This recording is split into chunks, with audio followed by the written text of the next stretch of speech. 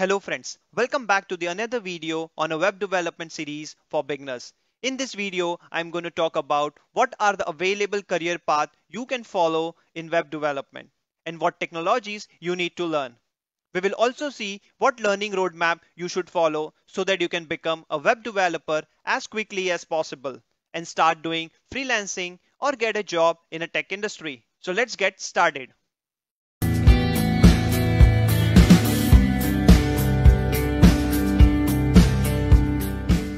So if you are interested in client-side programming, that is what we see in desktop or mobile browsers, or you like to build websites, fancy user interfaces using HTML, CSS, JavaScript, more on a bit in a second, then it is termed as front-end development. On the other hand, if you are interested in how the request is handled by the server, fetching data from database and give response, then that is termed as backend development. It is straightforward. The end which we see on the browser is front end, and things happen behind the scenes are backend. Now, what is full stack development? A full stack development is referred to as a front end and a backend both. As a developer, you are responsible for your UI interfaces and integrate it with the backend system built by you to fetch the data from the database and server-side logic. You can say a full stack do end-to-end implementation. Let's take a deep dive in each one of them. As a front-end developer, you need to have some tools set up to start development. I have a dedicated video on it, web development tools and setup, where I show how you can download and install each required tool. I will add the link in the description below so that you can check it later on. First, you need to have a very good code editor. You can use Visual Studio Code or Sublime, but Visual Studio Code is recommended. Then you need to have a web browser. It's better to use Chrome browser. Next, you need to install some very useful editor extensions that will make your life a little bit easy during development. Check out for Live Server. It helps to reload the page in real time. As soon as we change the code in the file, the browser reloads on its own. Next is Prettier Code Formatter. Helps you to format your code when you save your file changes. And last is the Sass compiler. It compiles your Sass code into CSS on the go. We will also see about Sass in a bit. Now, what technologies you should learn for front-end development? You start with a very basic HTML. Although it's not a language, it's a page markup. You should learn HTML semantic elements like header, footer, page structure, and page markup. Next, you need to learn CSS basics. Understand box model, positions, grid layout, flex layout. Check out for responsive layouts, as a lot of people using mobile these days to surf on the go, so our website should be responsive to small screens. Check for media queries, mobile first approaches. Once you have hands-on on CSS basics, go for the CSS frameworks like Bootstrap, Semantic UI. You don't need to memorize them, just have a feel of using CSS classes. Also check for CSS preprocessors. Says it will help you to build your own style guide as it gives enhanced features which we don't have in normal CSS. And lastly, browser dev tools. Get yourself familiar with them as they will help you to inspect your render HTML styles and troubleshooting issues. After that, it's time to learn JavaScript. Start with the vanilla JavaScript, no frameworks, understand the basics, how we create functions, loops, how we write conditions, arrays, objects. Once you are good at them, level up yourself for DOM manipulation, events, JSON, Ajax. After that, learn for ES6 syntaxes like arrow functions, classes, destructuring, promises. Once you are comfortable with this, now it's time for you to check for JavaScript frameworks like React, Angular, and Vue.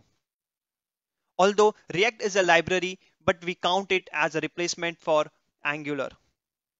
I would recommend you to start with React first, as it is simple in comparison to Angular. To work with framework, you need to learn to use build tools like npm yarn.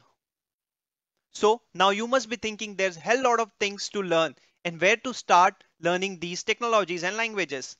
Let me show you the path which I followed for my learning journey. Start building static websites with HTML and CSS.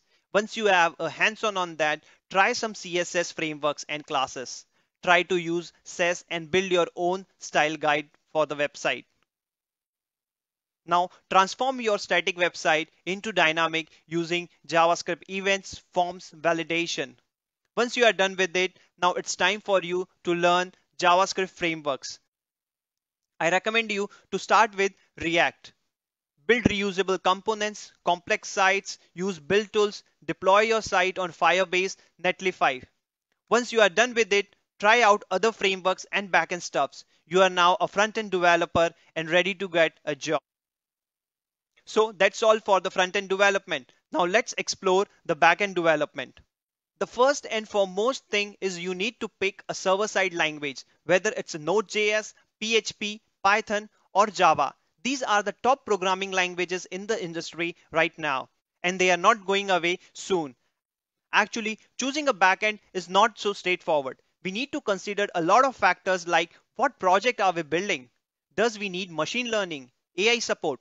Or we have a lot of IO operations, security concerns. So we choose backend considering these kinds of questions. Next is to choose a framework to work with these server-side technologies. Like if you are using Node.js, then you need to pick Express. If you are using Python, then you need to pick Django.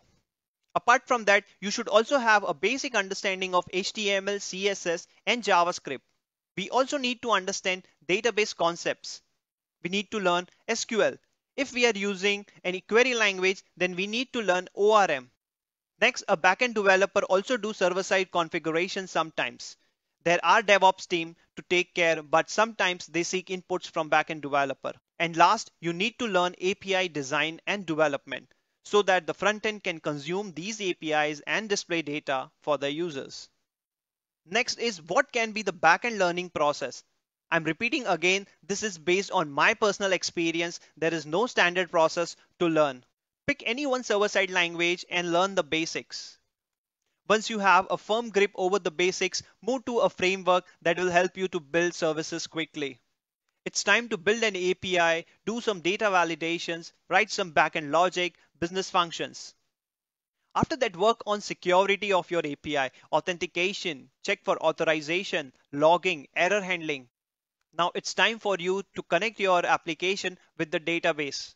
Check for data storage, data access. And last, repeat and explore more features case by case and build more projects and APIs. Deploy your application on the server. Now let's understand what we need to learn for full stack development. Nothing special here. A full stack is called as a jack of all trades. Although sometimes it's little depressing, but it's true that you can't be an expert for everything.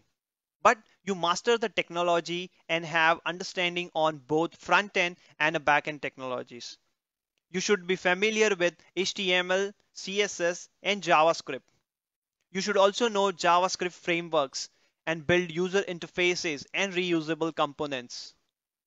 You should have one server-side language like Node or Python. If you are good with JavaScript, then you can pick Node as your first server-side language. Next, backend frameworks, database, as you will be responsible for writing services, and last, some site technologies like Git and GitHub, API and REST, and testing your own code. It's very important nowadays. Companies follow TDD or BDD pattern for development, where you will need to write test cases for your own codes. Actually, the server-side technologies are common whether you choose front-end, back-end, or a full stack. So that's all we have. I think I tried to explain you as much as I can, and now you have a pretty good idea about web development career paths and which one to choose and how to progress. If you think this video was helpful to you in any sort, then a thumbs up is appreciated. If you want to get notified for the new videos, make sure you subscribe the channel. If you want to connect with me, check out my Instagram and Facebook links in the description below. Thanks for watching.